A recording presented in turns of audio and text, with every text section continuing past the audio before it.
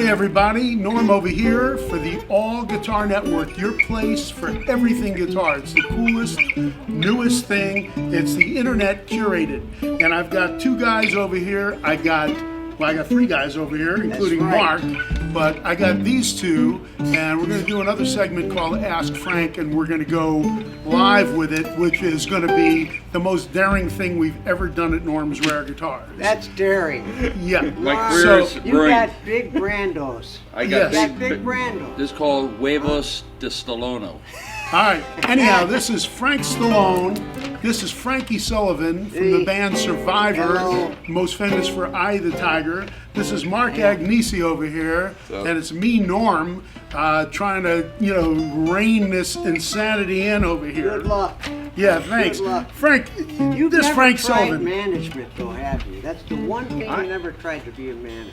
No, I don't want to be a You're man. I can player, barely you're- manage myself. No, you know? but Norm said something. Frank was speaking volumes about Norm. And I see Norm go, he goes, yeah, Frank comes in, he's a pain in the ass. He hasn't bought anything since I had the Tiger. That's not true. And is that true, Mark? No, it's true. He's bought a couple things, I but heard he is a bought- pain in the but ass. he has That part bought of it some- is but true. He has bought some serious guitars here. Well, he's bought I Sunburst have. Les Pauls, he's bought all Yeah. kinds of stuff. But you know what, he's been here so many times, and then today he couldn't find the place because he was wearing all this jewelry and he probably got caught in a doorknob No, or he got something. caught in the fan belt when he was changing his oil. Crystals, they protect I thought he us. broke his neck. He was They looking in the protect hood us and the from fan all the belt. demons that live within us. Yeah. Yeah. Tell me about some of the guitars. He always loves to run this stuff by me. All the crap that I sold him, the gems that I sold him many years ago that he has in his collection. He goes, great. remember when I sold you He this? just reminded me, he did, the first royalty check. You know the story. I always wanted a burst. Always. So, and Norm, I was a pain in the ass when I was young, but you never said that about me. That You've been a pain in the ass just since the started. day I met you. Norm took the No, money I that would day. go- I would go sit at the other store and yeah. see all the guys coming Yeah. in there buying bursts, and they were hanging up behind the counter then.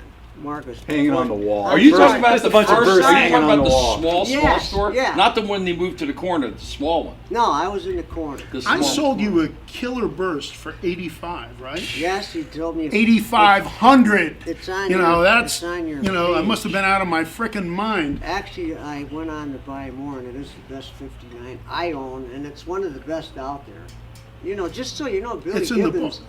Willie G wants that burst really bad, and he has, I think, 25 because Yeah, he needs wants another one burst, that right. sounds like Pearly. And he picked it up one night, and I said, "No, Billy, this is never for sale." No. You're not going to sell it. No. Yeah, he could rival. same He could day- rival Joe B with some guitars. He's got some. Wait, the same no, day, Norm forgets because I got the 59. I said, "What's in there?" It was a 60. I said, "Well, what if I want both?" They gave me 500 less, so I took both of them that day. Two. So I went to the studio the next day. The guys are like, "Oh, he's out of his mind. He's insane. He spent what?" The manager. What did he buy that thing? Now they're Crazy on. like a fox. Yeah. He Well, did that. He did know. that to me. He goes, when I did Staying Alive, he goes, Frank, now you're starting to make money. Why don't you and your brother come in and buy some of these bursts? They're like 7,000. So we should've Gold listened tops to were like 45. You should have bought them all. I should. If I would bought I could have had like that many. I could. Oh, I just. You should have listened when they were 50,000. There's Oh, there's yeah. all the different price points they hit. Mark, So I mean, let me ask you a he question. sold me a Norm. 56 pink Strat. 56 with the case. It was beat. The neck was like $1,100. And I But bought hey, it. I wanted you to Thank have you. it because you had that outfit, that one with the pink strap. That's You know, right. so- That's right. And the boots. And the have boots. I Yeah. have though the great photo. You forget Norm when we went to your stores. Right? My warehouse, yeah. Your warehouse. Oh, so this warehouse. I will give you these because I have them all in Polaroid. So this is true. Norm, it's kind of funny now to see Norm inside the nothing but brown, tweed, all these Explorers. You remember those as cases? Ugh. We're sitting there, Jim and I were playing like a Lake Placid blue slab, gold parts factory. Ugh. That's when you had the red. Remember, I wanted the red 58, the Dakota red. Yeah, yeah. I wanted that guitar since I was 17. Like Hank Marvin. And a the gold one, Shadows too. had one. And since I was 17 or 18, I tried to get a loan. He wanted $2,200 for this guitar in like 1979 or 80, and everybody's like, "Oh, you're crazy." I tried to get a bank loan. I would have bought it. You know how much that guitar would be And worth Norm, now? what would if I would never have sold it, but if I would have, what would the value of that be? Well, I was going to sell it to you for what, $2,200? Yes. Probably about 22,000. No, probably about 2,400 probably now. And I would have bought it back from you. No, it'd be worth 70 grand. Are you serious? Yeah, it was a killer guitar. However, he forgets behind it were two really nice guitars. One was the gold one we came to terms on, but we did make a deal on it. It was a little overload. I did get a 59. I think I sent you a picture of it. Slab Did you buy your board- White Falcon from him? flat slab board 59 Mary Kay, see-through blonde. Slab. What'd you pay for that? Maybe Slab. next. So no, I got the documents from Fender. It was the actually a third- flab board, No, it was but the that's third slab board you ever put on a shred. How much you pay for Norman that? had it. Well, that's between Norman. Oh, come on. It's probably It $2,000. was too little, too late. To You know, make- so It these was- guys put love it this rubbing way. it in, saying, "Norm, you're a big dummy. You sold me this stuff for It next was to under nothing." 3. I'll be So fair. the next time And I that's tell what you, you're I'll be hiding? fair. I could see it like, if you're going through a divorce, what'd you pay for it? 1,800. You'd pay like 60,000. I see. Well, who do we know? We would leave him you nameless. never went through a divorce. No, have I've never you? been married, but we will leave No, out but you haven't our found the dear right friend who had 100 Marshalls, and I said hide them because his wife didn't know anything about guitars. That's right. And he lost everything. I said, How "What are did you he- nuts?" Yeah, he did. He lost. His wife doesn't even know what a guitar is. You know. He had 100 Marshall amps and all these guitars. When we I got told divorced, him. man, I said, hide it, baby. He asked me about it, and I said, "Yeah, that happened to me too." I said, "My ex-wife, she was a great housekeeper." What do you mean? I said, "She Kept kept my the house. That's right. She wouldn't be offended, and sold it." God, I know it'd be Smart, Norm, It'd be smart. really bad if Joe Bonamassa got married. He married one of these girls and like went after all his guitars. He would probably he couldn't handle it. he's got a wonderful girlfriend, Good. Sinead, and she Good. is cool, and she plays guitar, so See, she okay, appreciates good. it. I do have to tell you, my That would be- ex-wife never went after my guitar. No, Never. Not, it didn't even come up. went after your huevos, but No, not she your took guitar. the house and sold it a week later. She probably didn't care. So the sentimental value was there. No, I think she knew what I had. Because it's So, been Mark, going we on deal for with these years. characters on a daily Mark's gotta deal basis. with Mark's, me. Tell us, Mark's tell got a us kid on the Mark, what do you way. got? Mark, what do you Mark's got? got a beautiful child on the way. Another son. Yeah. A rhythm Is it section. Mark? There we Another go. son. I got a question. When you guys were buying this stuff back then, Yes. did you know, or were you just buying it because you wanted the best tools for your craft, or did you know that this No, this is too I- cool? This is I- not as good as what they're putting out now, and this stuff's going to be worth To it. me, it was about it really was about the sounds. Because we grew up in a great Tell area. me what you played Eye of the But Tiger hold on. A on, really I will. bad one. People forget, we grew up in a great area for recording. The Okay. 80s, is as much as we look back, corporate, but good. it was a great Yeah. time from like early 70s to the end of the Yeah. 80s for recording. Absolutely. Like all these Studio business. engineers, they were doing Elliott Shiner and Frank Philippe, they were doing great analog work. So we were in the studio. Back then, you do a record, you're on tour for 2 years, everybody hates each other, so you see each other like in 3 or 6 months, you make another record, go on the road, sometimes you got a sore back, you get in an argument about why the... So we toured a lot. So yeah, it was about the instruments because we used to record down the street at Rumble Recorders. So I What remember was the Rumble. it first was a year? 9-minute drive. Let me okay? ask you this. I don't want to brag, but what was the first year you got a Les Paul? First year That I bought a Les Paul? you ever had a Les Paul? Late 60s. How about you? 83, 1983. 67. And I'll tell you why. And the only reason I will tell you why, Les Pauls, no one played them. Not really. 66, 67. The reason I got a Les Paul, because my favorite group in the world was the Loving Spoonful. And I'd see John Sebastian with this little tiny guitar. I go, what the hell is it? I didn't know what it was. No one knew what it was. And I read a teen magazine. He said, well, what is your prized possession? He says, my Les Paul guitar that my father bought me in And you lean it 1958. against- yeah. I said, that's it. Yeah. So the first, I went into a bar once, And he- and a guy was playing. He's left-handed. He had a Sunburst 335. He was playing left-handed, Yeah. and leaning against the wall was a black Les Paul Custom 350. That's 1966. Okay. I'm going, whoa, man. Yeah, He goes, well, I they got were another leaning one. on you. He goes, I got another one. I go, really? It's $125. I said, so I drove down to this ghetto apartment, and it was a Les Paul TV model. But it was a Les Paul. It had Yeah, no finish on yeah, TV. I bought it. And so I thought it was cool. That's why I had the Flying V. So I figured, well, I'll put the Flying V away, the Explorer, which is my Explorer, which is another brilliant move. So I started playing this. So I met this guy downtown, this black dude, man. He was there, you know. He goes, yeah, I got a Les Paul. I go, what?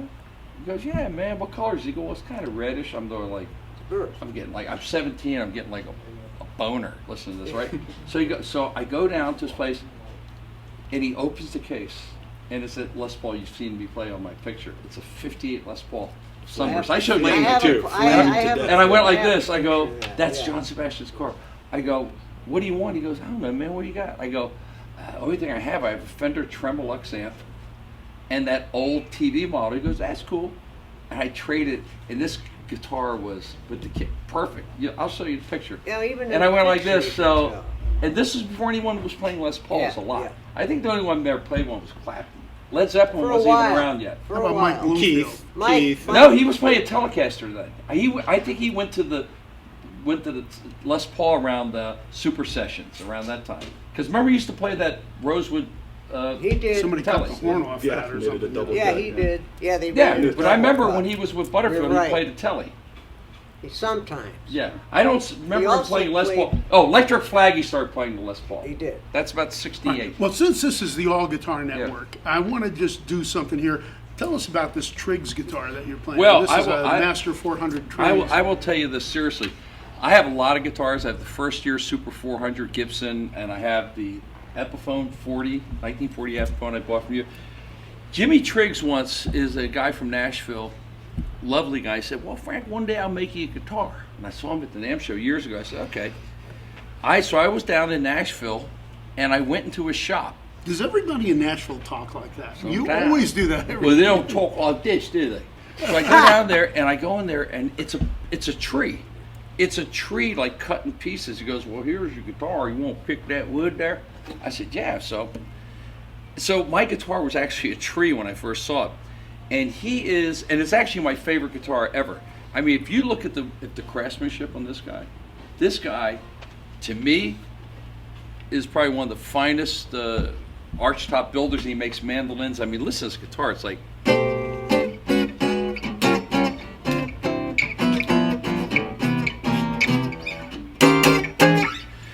And this, I've never seen this one. I have mine. Kind of looks like a DA, a little bit. This one's a little bit bigger. This is like the Stromberg Master 400. It's a little bit. It's thin, but it's got like it's like 18 and a half, almost 19 inch but body. the craftsmanship on this. Look at the. I mean. Well, how can they see it if you keep turning? Oh no, right here. There you Jesus. go. But look at this Now side, the quilted. But even the neck. I mean, this is for what you're asking for this guitar. This is. I'm telling you, this is a lot of guitar. I mean, this is. There's a lot of craftsmanship in the building. This is and I think he's under the radar, but he's one of the seriously finest luthiers out there. And my guitar, I love it. My guitar, I love it. And I'm kind of looking at this a little bit because. Well, you know what? How many times did I tell you to buy something you didn't buy it, and then you said, "Boy, was I a big dummy." You did it because you just wanted the money. Enough of you. Thank you. He tells me that you said it. He'll say, Norm told me I should have bought it. It's gone now. See that? Yeah, all right, now I'm going to start with you. That's afterthought. Okay, here we go. You can do it. This is a 1952 SJ200, one of the nicest examples ever in life. That comes out of your personal stash, yes, right? Yes, absolutely. Show them the back, Frank. I have a couple of these. I did buy them from Norm. No, they're Years great. ago. No strap button even on this guitar. It's just a stunning example. This was the king of the flat tops at one point. And this was the predecessor to the J200. They call them the Super Jumbo 200. Though, right? It's the same guitar, but the pickguard is a little bit different. Yeah. But And this is actually a it's the great predecessor. And the earliest ones were Rosewood that they made. That's an absolutely. That's museum quality Yeah. right there. The Sunburst. When he is was telling me, great. a friend, he goes, yeah, Norm says Look he's at got the back. this. He goes, at I don't that. want a museum quality guitar because he's afraid he'll like Are scratch you it. imitating Frankie? Frankie. And he goes, yeah, I don't want to be a jag-off. No, he was just saying. You have to grow up on In the Chicago. streets. Chicago. Yes. No, but he well, said you could it's be almost. from Manhattan. It would just be a different. It's almost so perfect. He said beautiful. he'd be afraid to scratch it, and that's the Well- problem. This is museum quality, kind of. Well, yeah, it is, but it's beautiful. And here, It sounds. sometimes, listen. That actually sounds good.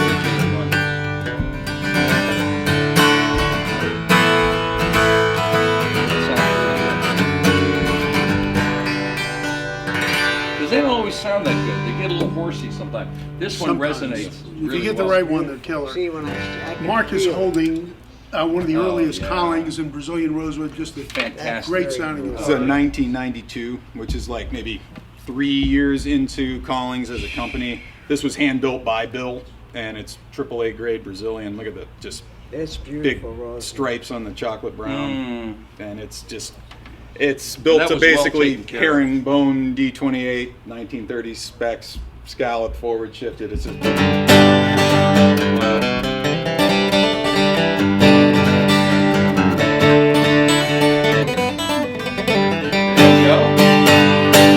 just a cannon. Italian bluegrass. There it is. There you But go. you know what? But something Very like nice that. I mean, you know, guitars. passing of. Yeah, about a Bill month Collins. ago. Yeah, a month ago. What a great enthusiastic guy he was. I mean, really a craftsman though. Oh, absolutely. And he makes some of the finest flat top guitars. His electric guitars are good too. But Well, that company has turned into all sorts of different things. Yeah. That company wouldn't exist if it wasn't for No. these ones that he built back in And the you know early what? days. To Is the that right- what It's he all built started on. with? Is Yeah. that what he and to started the with? right guy. That's I mean, interesting. I the didn't first know guy I that. knew playing those was Lyle Love Lovett. it, yeah. Lyle Lovett? Yeah, but I mean, they're really good guitars. I mean, I've never, the finish, everything is great on the guitar. The one thing I appreciate about Collings is they've never tried to make a budget Collings guitar. They've come out with the water, but that's under kind of its own different thing. Yeah. They've never like No.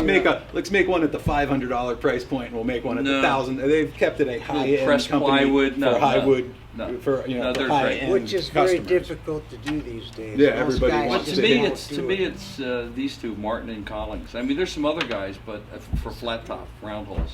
Yeah.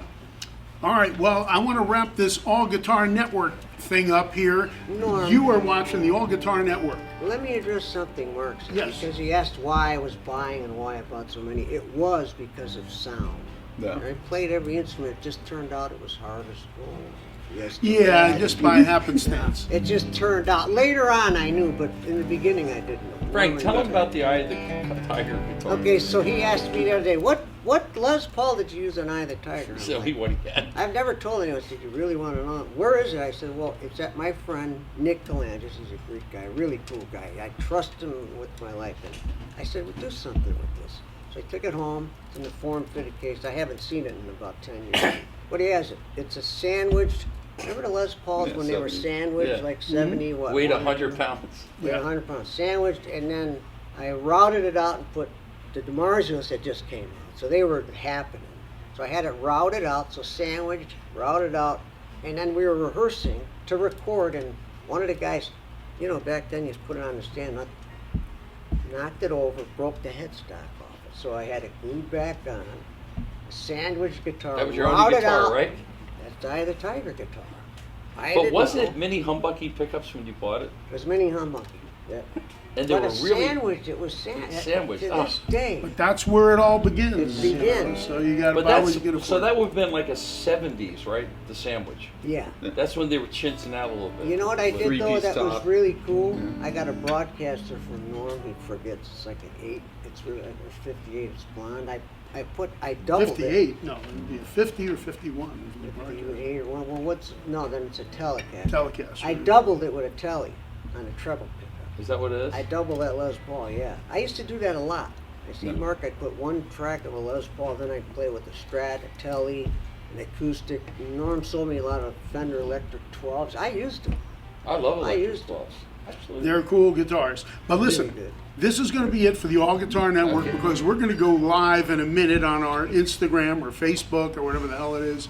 And we got people that are going to be watching from all over the country Live. because I want to turn these maniacs really loose. We'll take some questions And too. We'll take we some got a live few questions. I got a couple questions that we're going to do. But this is the All Guitar Network, your place to watch everything cool about guitars. What's the I'll place called? second that What's it emotion. called? Norman's No, Rare. it's not Norman's Rare Guitars. What's it called? The All Guitar Network. Oh, hi. The All Guitar Network. There What's it is. called, Frank? You're watching the All Guitar Network. What's it called, Mark? You are watching the All Guitar Network. All right, you heard it in 3 stereo, tri-stereo, or whatever you want to call it. The All Guitar Network right here at Norm's Rare Guitars. It's called 3.5 Italians. There you go. Yeah. Okay, here you go.